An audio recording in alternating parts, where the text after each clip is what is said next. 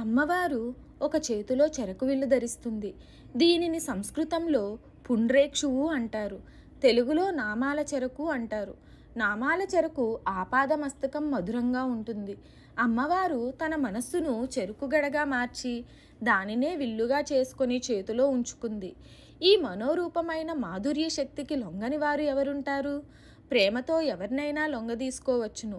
భయపెట్టడం వల్ల వచ్చే ఫలితం శూన్యమని అమ్మవారు భావిస్తున్నదని ఈ మంత్రార్థం. ఇది అమ్మవారి క్రియాశక్తి.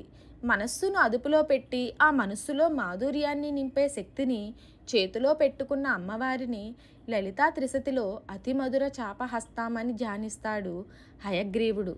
ధనస్సు శత్రువులను చంపే ఆయుధం. కానీ అమ్మవారి ధనస్సు కామ క్రోధాది అంతఃశత్రువులను అదుపులో పెట్టే ఆయుధం. అందుకే ఈ ఆయుధం పరమ పవిత్రం, శక్తివంతం. ఈ ఆయుధంతో అమ్మవారు మన బుద్ధిని కూడా సరిగ్గా పనిచేసేలా చేస్తుంది. దేవీ భాగవతం ప్రారంభంలో బుద్ధి యానహ ప్రచోదయాత్ అనే వేదమంత్రం ఉన్నది.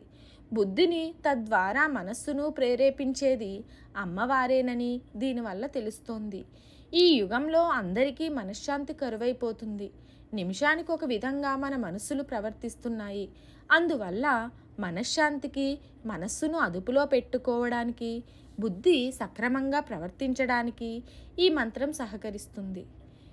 ఓం మనోరూపేక్షు కోదండాయై నమః.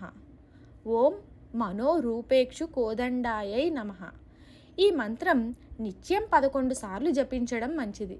సరైన నిర్ణయం తీసుకోలేక తన జీవితాన్ని, ధనాన్ని పాడు చేసుకునే వ్యక్తి కోసం అగస్త్యుడు ఒక చక్కని విధానం చెప్పాడు. చేతిలో చిటికెడు విభూది పట్టుకొని రోజుకు 108 సార్లు చొప్పున ఈ మంత్రాన్ని 41 రోజులు జపించాలి. జపం అయ్యాక ఆ విభూది నుదుట ధరించాలి. జీవితాన్ని ఎలా నడిపించుకోవాలో, ఏ నిర్ణయం జీవితాన్ని ఆనందమయం చేస్తుందో జపం చేసేవారికి స్ఫురిస్తుంది. విద్యార్థులు ముఖ్యంగా ఈ మంత్రం జపం చేస్తే తమ జీవితాన్ని తామే నిర్దేశించుకోగలరు.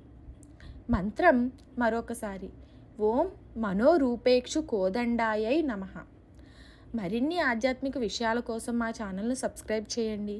వీడియో నచ్చితే లైక్ చేయండి, షేర్ చేయండి, కామెంట్ రూపంలో మీ అభిప్రాయాన్ని తెలియచేయండి.